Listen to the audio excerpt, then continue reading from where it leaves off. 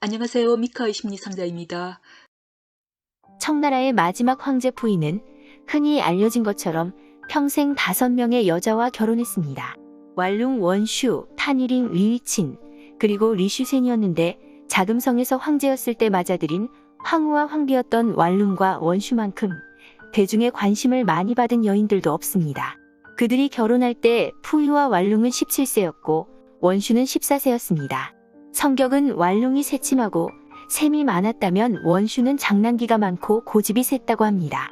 그런데 사진을 보면 알겠지만 왈룽은 미인인데다 황후였기에 언제나 우선순위였고 원슈는 언제나 뒷자리였습니다.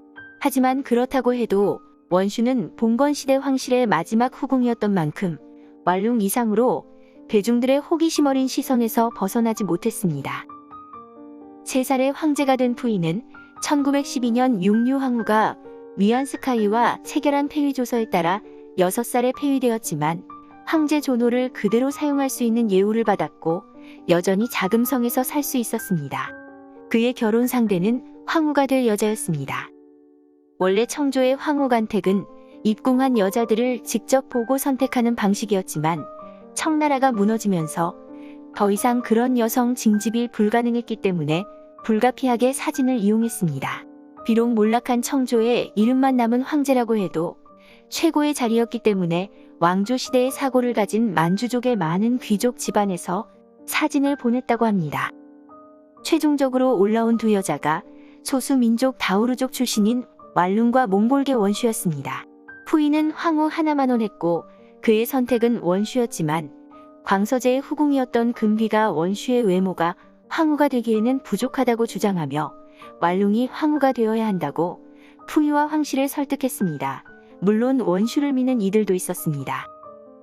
결국 푸이의 뜻과 달리 왈룽이 황후가 되고 원슈가 후비가 되는 것으로 결론이 났습니다.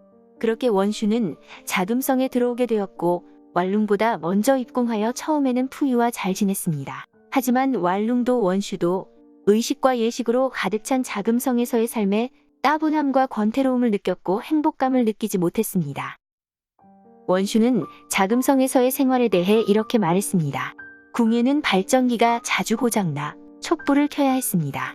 황제는 황후든 누구든 아내와 같이 기거하지 않아 넓은 장춘궁의 밤이 너무 길고 끔찍해 외로움을 떨쳐버릴 수가 없었습니다. 위풍당당한 궁이 무시무시한 무덤 같았습니다. 왈룽은 그것을 아편으로 해소했습니다. 당연히 처음에는 푸이의 허락을 받았습니다. 왈룽은 처음부터 원슈를 별로 달가워하지 않았습니다. 하지만 각자 다른 궁에 기거했을 뿐만 아니라 둘 다 푸이와 함께 있는 시간이 많지 않았기 때문에 그럭저럭 지냈습니다.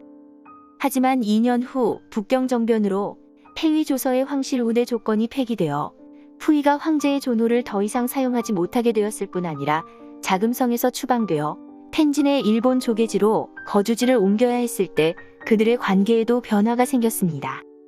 푸이는 여전히 자신을 황제로 여겼고 왈룽과 원슈는 푸이의 재력으로 사치스러운 물건을 사는 데에만 여념이 없었습니다. 그 당시에 푸이가 그들 중 하나에게 뭔가를 사주면 언제나 다른 하나가 똑같은 것을 요구했다고 합니다. 원슈는 그 당시를 이렇게 회상했습니다. 푸이와 왈룽은 2층에 거주했고 내 방은 1층 푸이의 응접실 옆에 있었습니다. 한 건물이었지만 중요한 일이 없으면 얼굴을 보지 않았습니다.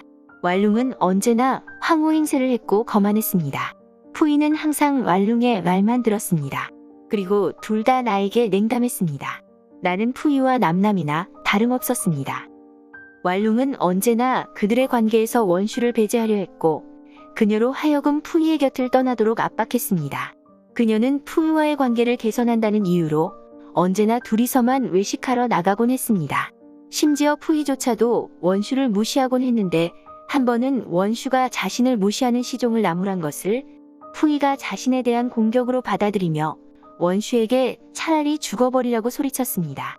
원슈는 그곳에서 사는 것이 점점 지옥 같았고 벗어나는 것을 꿈꾸기 시작했습니다. 그녀는 여동생의 도움으로 비밀리에 이혼 계획을 세웠습니다. 그녀는 푸이에게 허락받고 여동생과 외출할 기회가 있었는데 그때 호텔에서 변호사들을 만났습니다. 그리고 그녀는 푸이에게 편지 한 장을 남기고 그곳을 나왔습니다.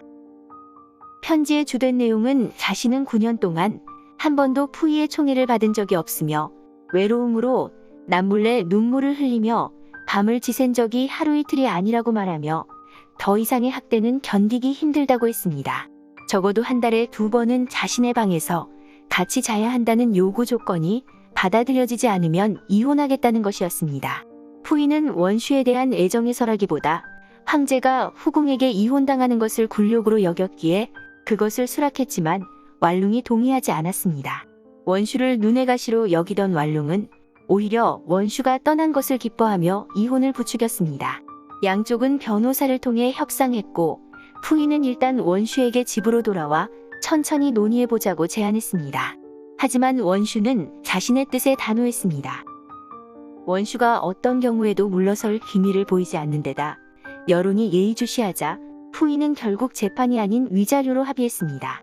이혼 조건 중 하나는 그녀가 재혼하지 않는다는 것이었습니다. 원슈는 이혼과 동시에 황실 칭호를 박탈당했습니다. 그녀가 받은 5만 위안의 위자료는 이혼을 위해 쓴 변호사와 친지들에게 상당액을 뺏겼다고 합니다. 그 후에 그녀는 베이징의 한 초등학교에서 교사로 일했습니다. 그런데 그녀의 동료가 원슈가 푸이의 후궁이었다는 사실을 알게 되면서 온갖 언론이 학교로 찾아와 인터뷰를 요구했고 그녀는 그것을 견디지 못하고 학교를 떠났습니다. 그때 그녀의 나이 겨우 24살이었습니다. 그녀의 돈은 모두 고갈되었고 그녀는 막노동을 하거나 담배나 사탕 같은 이것저것 닥치는 대로 팔아서 생계를 유지했습니다. 이후에 원슈는 친구의 소개로 신문사 교정일을 했는데 그녀를 좋게 본 그녀의 상관이 40세의 국민당 장교인 유전둥을 소개했고 둘은 급속도로 가까워지며 사랑에 빠졌습니다. 그녀는 재혼하지 않는다는 푸이와의 합의를 깨고 바로 그 해에 그와 재혼했고 한동안 주부로 살았습니다. 하지만 당시의 정치적인 격변 속에서 중국이 공산화되자 렌트카 사업을 하던 유전둥은 파산했습니다. 그들은 10평 남짓한 작고 허름한 아파트를 구해 살았고 유전둥은 한 청소업체에서 일자리를 얻었습니다. 그런데 일설에 따르면 원슈는 그와도 몇 년 후에 이혼했다고 합니다.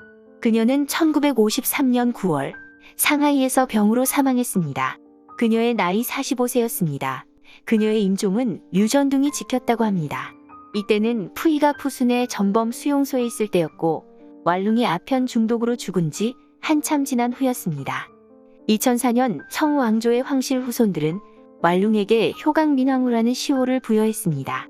하지만 원슈는 푸이와 이혼을 하면서 평민이 되었기 때문에 시호를 받지 못했습니다. 감사합니다.